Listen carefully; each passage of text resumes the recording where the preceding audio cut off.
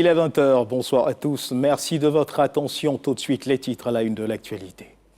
Le ministre d'État, ministre de la Défense, Téné Birahima Ouattara et le ministre de l'Intérieur et de la Sécurité, Vagondo Diomandé, ont procédé à faire Kessédougou à l'inauguration du 2e commissariat de la ville.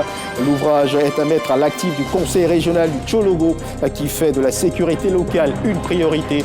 On en parle en ouverture de ce journal. Le Burkina Faso sur la plus haute marche du FESPACO après 28 ans d'attente. Le cinéaste burkinabé Dany Kouyaté vient d'honorer son pays en remportant l'Italon d'or de Yemenga avec son film Katanga ou La danse des scorpions. Avant cette distinction, il s'était déjà vu décerner le prix du public au cours de cette cérémonie de récompense de cette 29e édition du FESPACO. La Fondation pour les parcs et réserves de Côte d'Ivoire vient d'octroyer une subvention non remboursable d'1,911 milliard de francs CFA à l'Office ivoirien des parcs et réserves. Ces fonds serviront à créer des activités génératrices de revenus au profit des populations installées à la périphérie des aires protégées, mais aussi à reprofiler les pistes et renforcer les infrastructures. On en parle également dans cette édition avec notre reporter Grace Kando. Et enfin, un sommet réunissant à Londres une quinzaine de dirigeants de pays alliés de Kiev s'est ouvert ce dimanche dans l'après-midi en présence du président ukrainien Volodymyr Zelensky. Le Premier ministre britannique Keir Starmer a annoncé ce dimanche matin que le Royaume-Uni et la France travaillaient ensemble sur un plan pour faire cesser les combats entre l'Ukraine et la Russie. Voilà pour l'essentiel. Oui, bonsoir à tous. La ville de Fer-Kessédougou a désormais un 2e commissariat. 50 policiers y sont affectés et ont pour mission de veiller à la sécurité des populations de cette localité. Dans du conseil régional du Tchologo, le commissariat a été inauguré par le ministre d'État, ministre de la Défense, Téné Birahima Ouattara, et le ministre de l'Intérieur et de la Sécurité, Vagondo Diomandé. Reportage signé Kader Sogodogo. La commune de Fer-Kessédougou dispose désormais d'un 2e commissariat de police. Il est situé au quartier Gare. C'est un investissement à mettre à l'actif du conseil régional du Tchologo, avec à sa tête le ministre d'État, ministre de la Défense, Téné Birahima Ouattara. Une action saluée par les populations. Le commissariat de police du 2e arrondissement de Fer-Kessédougou a été entièrement équipé par le ministère de l'Intérieur et de la Sécurité. Le général Vagondo Diomandé présente officiellement le commissaire de police Sanlé Dromaï comme étant le chef des services. Il sera aidé dans sa tâche de sécurisation par une 50aine de policiers. Cet édifice parle de vos actions à la tête de cette région que vous tenez si bien. Commissaire, faites en sorte que le moindre bruit ne puisse pas nous parvenir en termes négatifs, bien au contraire. Le ministre de l'Intérieur et de la Sécurité a profité de sa présence pour offrir officiellement un véhicule et 4 motos pour faciliter la mobilité de ses agents. À Fer-Kessédougou, comme partout en Côte d'Ivoire, rien ne sera négligé pour la défense nationale et la sécurité des personnes et de leurs biens. Je vous exhorte donc à une collaboration franche, sincère et citoyenne avec nos frères de la sécurité et de la défense. De même, il incombe aux forces de l'ordre de créer et d'entretenir ce lien de confiance avec les populations à travers une parfaite et sincère collaboration dans un cadre de communication permanente. 2 commissariats de police et 2 brigades de gendarmerie construits par le conseil régional du Tchologo en moins de 5 années. Téné Birahima Ouattara et son équipe ne comptent pas s'arrêter là. Un commissariat de police est annoncé du côté de Diawala. Un reportage de Kader Sogodogo. Et le combat pour la transparence et la lutte contre la corruption et les infractions assimilées est aussi gage de sécurité. Epiphane Zorobibalo, le président de la Haute Autorité pour la Bonne Gouvernance, la HABG, a reçu des auditeurs de l'Institut de formation politique Amadou Gon Coulibaly et la communauté orthodoxe de Côte d'Ivoire. Des visites et séances de travail qui s'inscrivent dans le cadre des missions d'éducation et de sensibilisation des populations, selon le premier responsable de l'institution. Julien Gogo, Marie-Chantal Akandan. La première vague de visites concerne des auditeurs de l'Institut de formation politique Amadou Gon Coulibaly. Ils ont été instruits pour la circonstance par les experts de la HABG sur le volet éducation et formation. À ces auditeurs-là, de s'assurer qu'il existe aujourd'hui en Côte d'Ivoire un dispositif juridique et institutionnel pour prévenir et lutter contre la corruption. de s'approprier ce dispositif. Permettre à nos auditeurs de connaître, s'imprégner de leur parcours de leader afin qu'ils puissent être des modèles pour eux. À leur suite, porteuse d'un message de paix et de soutien aux actions de la HABG, une délégation du clergé orthodoxe a été reçue par Epiphane Zorobi. Nous sommes ici pour que nous puissions aussi aider pour que cet État puisse progresser, que ça soit un État fort et prospère. La question de la gouvernance et de la lutte contre la corruption a été indiquée par le président de la République comme l'une des priorités. Et pour asseoir l'intégrité, ce n'est pas le fait du seul gouvernement, mais toutes les parties prenantes, toutes les composantes de notre société. Mise en place par le gouvernement de Côte d'Ivoire, la Haute Autorité pour la bonne gouvernance est un organe du dispositif de prévention et de lutte contre la corruption et les infractions assimilées. Dans la mise en application de ces missions, la HABG initie des rencontres avec toutes les couches de la société. L'objectif est de faire de chaque citoyen, institution ou communauté religieuse, des ambassadeurs de la lutte contre la corruption. La Côte d'Ivoire et la France, ensemble pour la modernisation de l'administration publique ivoirienne. La ministre d'État, ministre de la fonction publique, Anne-Désirée Oloto, et l'ambassadeur de France en Côte d'Ivoire ont procédé au lancement du projet Pacte, partenariat pour une administration citoyenne et la transformation de l'État. Un projet financé à hauteur de 619 millions de francs CFA par le ministère français de l'Europe et des Affaires étrangères. Il bénéficiera aux populations de 9 localités et s'étendra sur 2 ans. Les précisions de Marie-Chantal Akandan. Le lancement du projet Pacte, partenariat pour une administration citoyenne et la transformation de l'État, marque une étape clé pour l'administration publique ivoirienne. Objectif, moderniser l'administration publique en renforçant la collaboration entre les citoyens et les services de l'État. La ministre d'État Désirée Anne Oloto indique que 9 localités du pays serviront de terrain d'expérimentation. Aujourd'hui, le monde parle d'intelligence artificielle.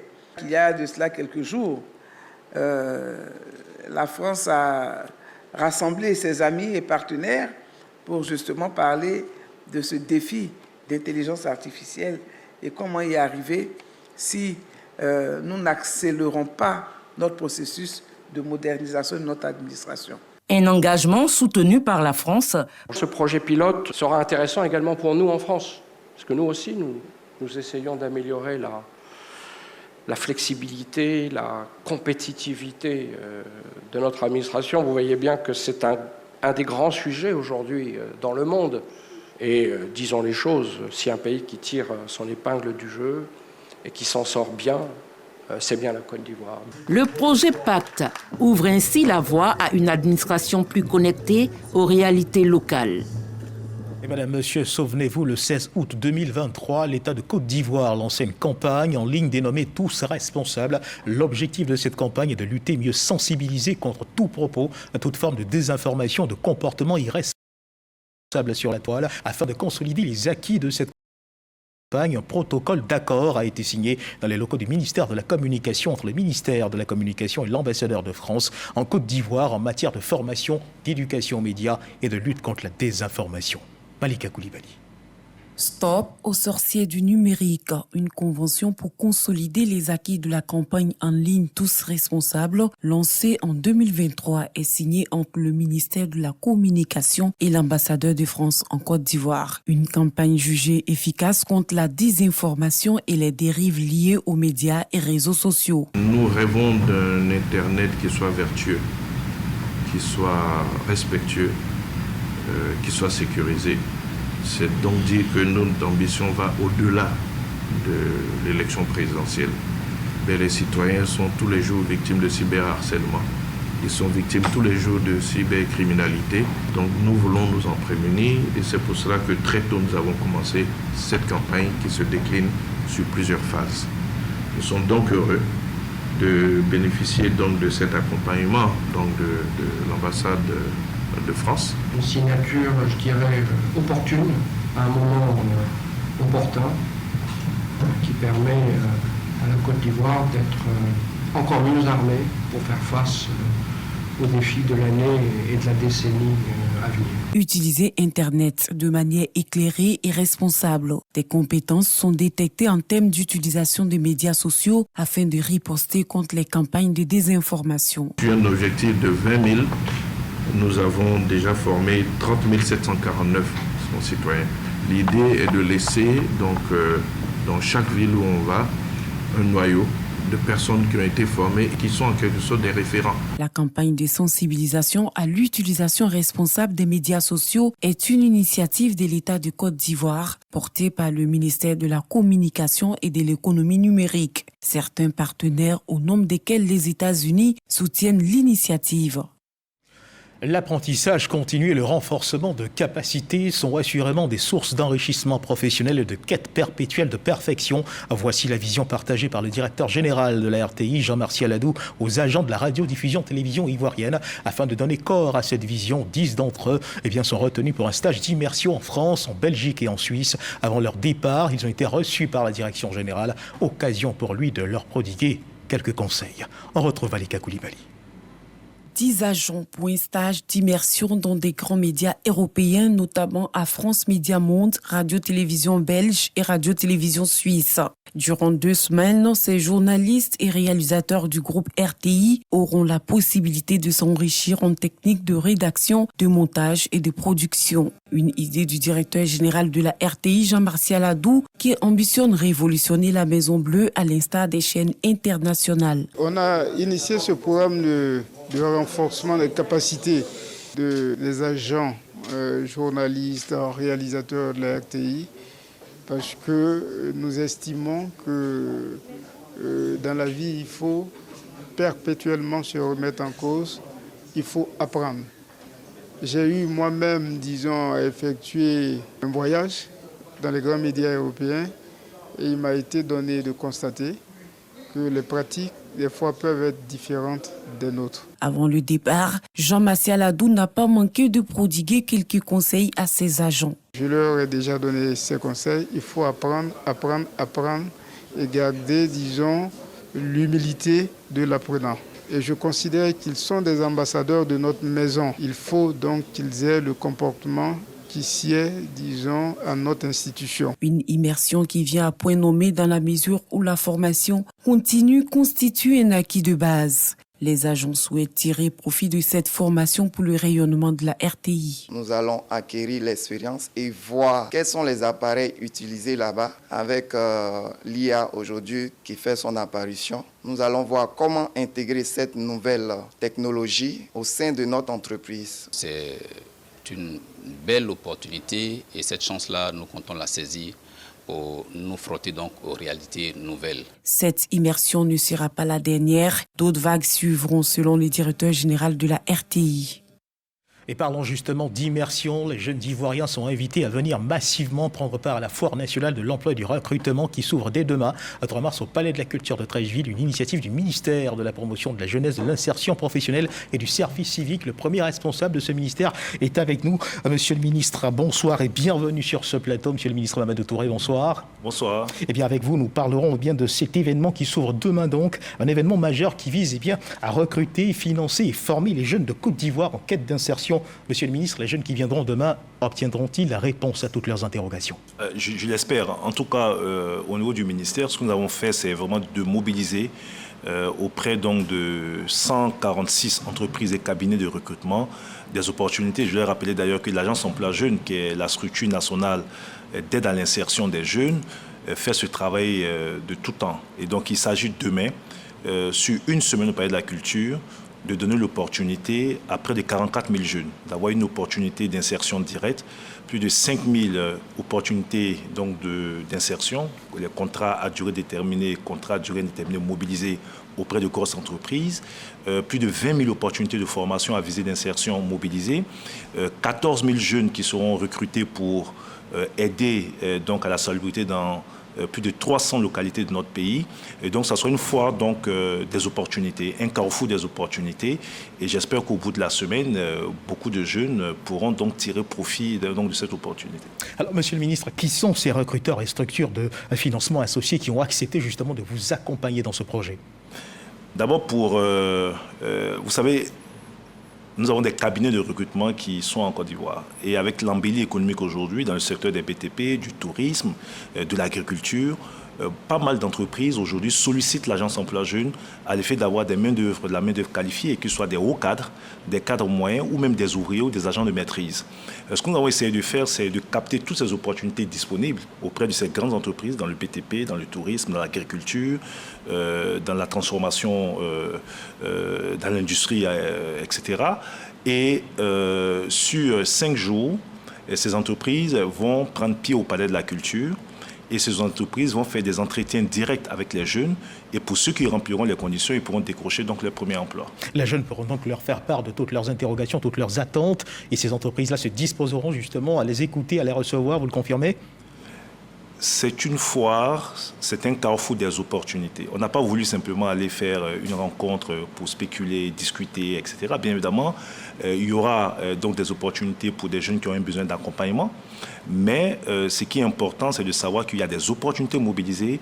Il faut que devant chaque opportunité, on ait un profil qui corresponde. Et c'est ça le but donc de cet exercice.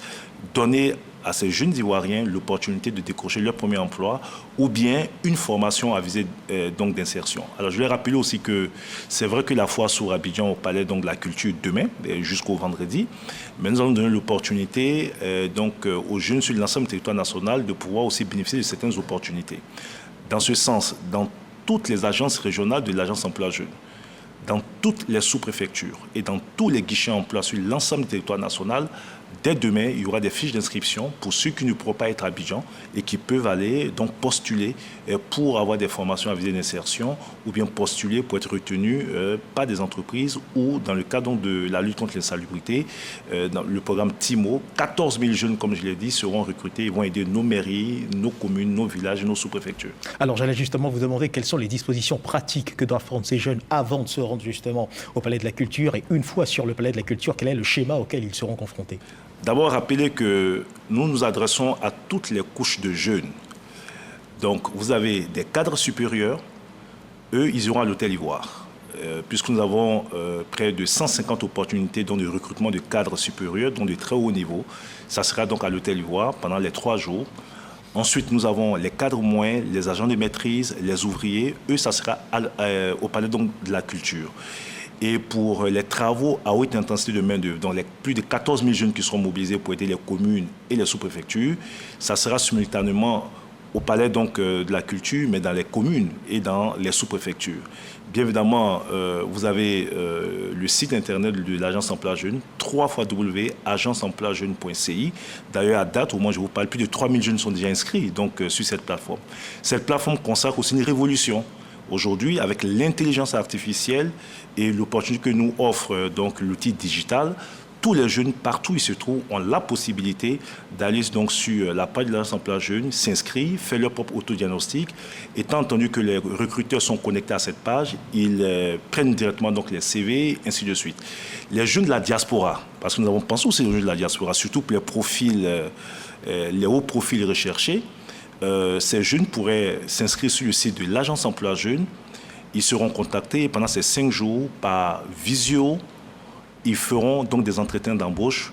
Et pour ceux qui seront retenus, ils pourraient venir en Côte d'Ivoire pour finaliser donc ce processus. Monsieur le ministre, dernière question. Quelle place occupe ce type d'actualité dans la politique de mise donc, en œuvre de l'emploi jeune ?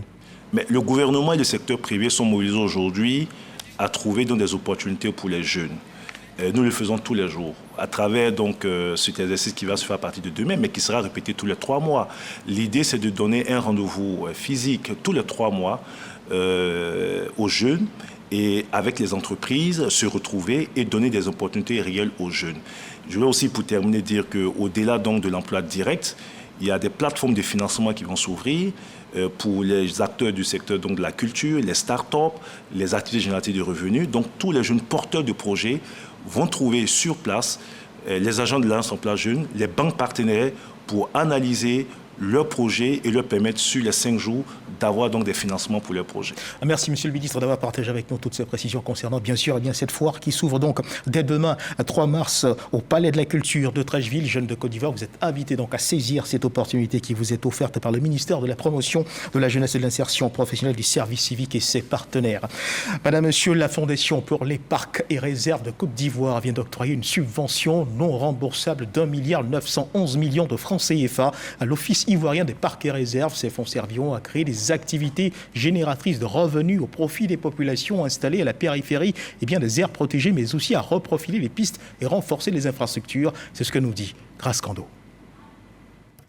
La Côte d'Ivoire compte 18 parcs nationaux et réserves naturelles, dont 6 viennent de bénéficier d'une subvention non remboursable d'un montant d'1,911 milliard de francs CFA.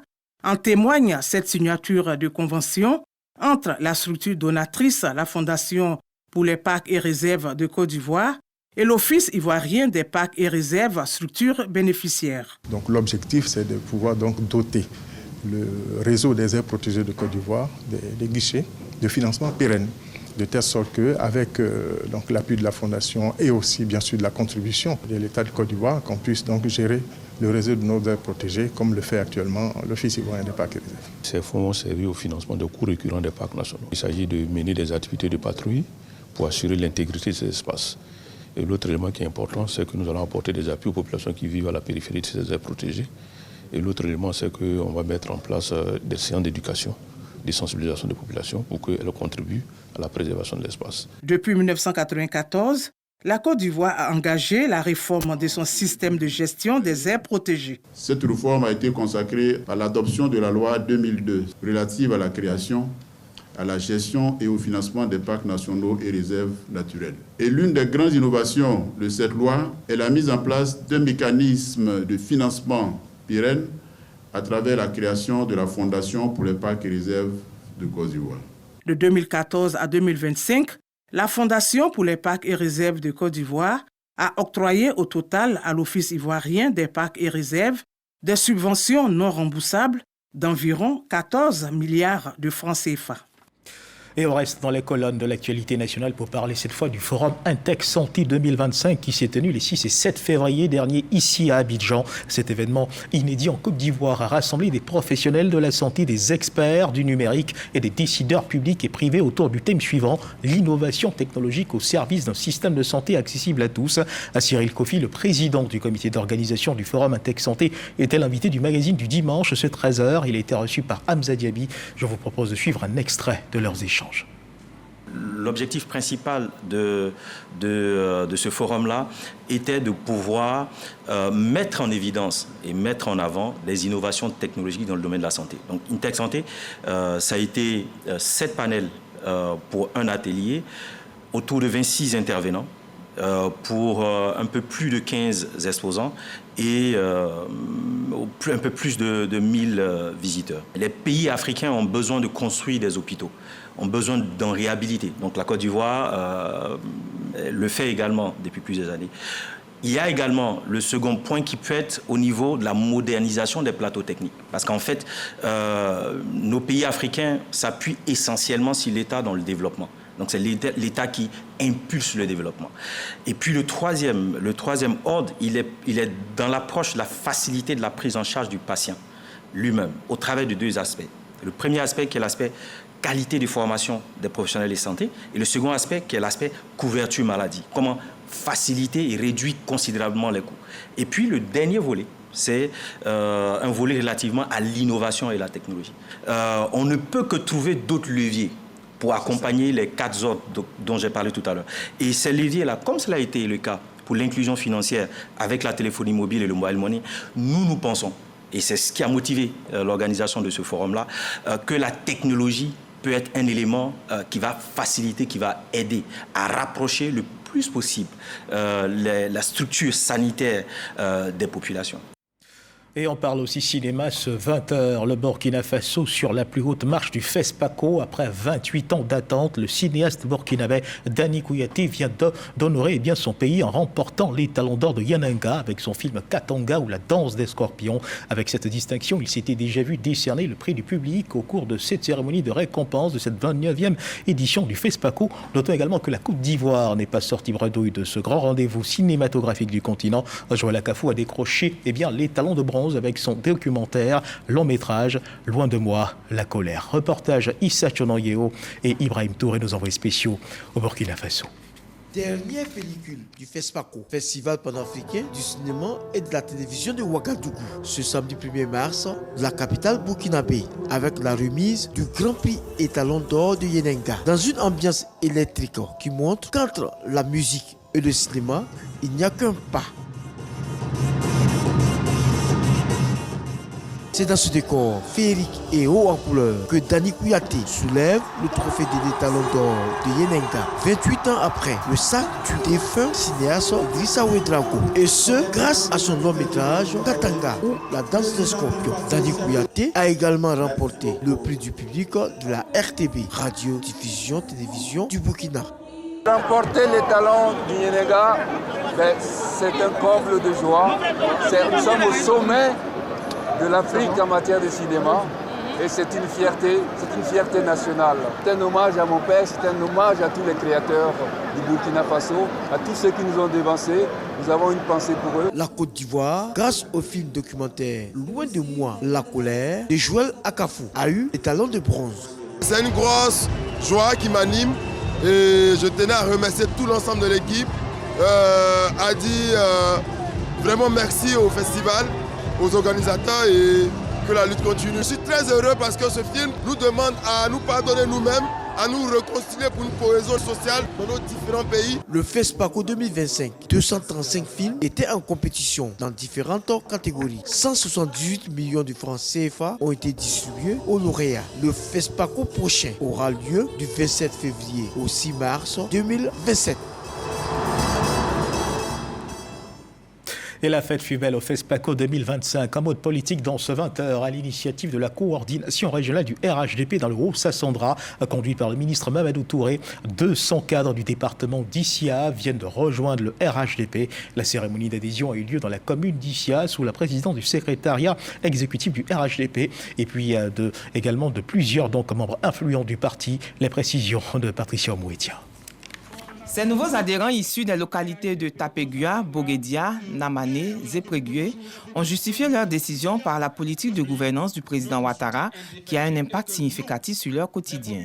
Se réjouissant de la forte mobilisation des militants, Mamadou Touré, coordonnateur régional du RHDP, a informé la direction de son parti de la forte progression du RHDP dans le Haut-Sassandra et surtout à Issia. Nous avons noté une forte progression de notre parti ici à Issia.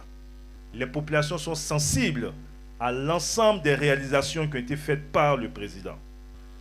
Quand on sait que Issia fait partie des zones les plus difficiles au niveau politique pour nous, et quand on regarde l'évolution de l'électorat, nous pouvons affirmer sans forfaiture que personne ne pourra nous battre à l'élection présidentielle de 2025. Les invités spéciaux Amadou Koulibaly et Miss Belmont Dogo, à leur tour, ont assuré les nouveaux adhérents qu'ils ne regretteront pas d'avoir fait ce choix. Amadou Koulibaly, ministre de la Communication, a lancé un appel aux Ivoiriens qui hésitent encore à rejoindre le RHDP. Ceux qui n'ont pas su saisir l'opportunité du RHDP, quand on le crée en 2005, nous vous tendons la main. Venez pour que, ensemble, nous puissions construire une Côte d'Ivoire du développement, une Côte d'Ivoire de la paix. Au nom de la direction du RHDP, Ibrahima Sissé Bakongo, secrétaire exécutif du RHDP, a salué les nouveaux adhérents pour la décision prise d'intégrer le RHDP. Il les a mis en mission pour la victoire en octobre prochain. En choisissant donc de venir au RHDP, je dis bien que vous avez fait le bon choix, le choix de la raison. Nous allons rendre compte au président de la République. Nous allons rendre compte au président du directoire. Nous allons leur dire que le Haut-Sassandra est en ordre de bataille, que 2025 va être ici, dans le Haut-Sassandra, une simple formalité. Avec cette grande mobilisation, le RHDP dans le Haut-Sassandra annonce déjà les couleurs pour la présidentielle de 2025. Et je vous invite à suivre à présent le 7 sur 7, le résumé de l'actualité internationale qui aura marqué la semaine.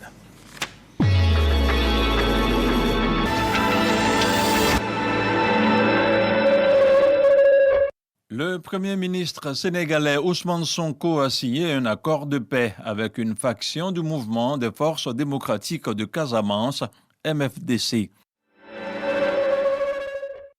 Le président Umaro Sissoko Embalo annonce les prochaines élections présidentielles et législatives pour le 30 novembre 2025, une décision qui est jugée par l'opposition comme une manœuvre politique calculée pour prolonger son mandat. Au Burkina Faso, 3 personnes ont été condamnées à la prison à vie pour le double assaut contre l'état-major de l'armée et l'ambassade de France, qui avait fait 8 morts le 2 mars 2018 à Ouagadougou. L'opération avait été revendiquée par le groupe GSIM, lié à Al-Qaïda.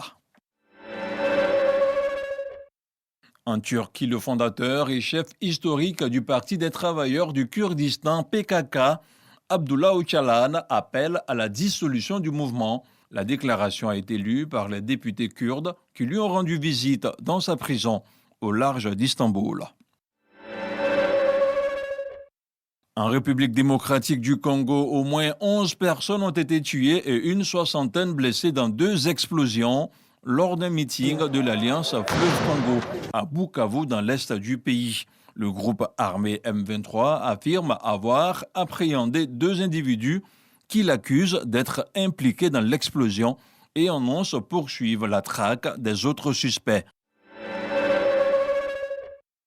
Le général Brice Clotaire Oligui Nguema, président de la transition du Gabon, n'a pas officiellement quitté l'armée. Ce dernier promet en revanche une annonce importante dans les jours à venir.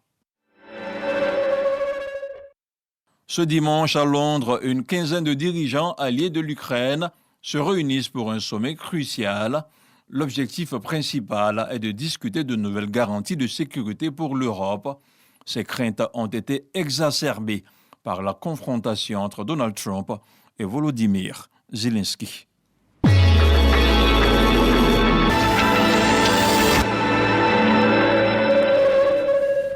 Le 7 sur 7 réalisé par Kadi Kone, Sidonie Davila et Abdoulaye Collé du service politique de RTI1. Madame, monsieur, merci de nous avoir suivis.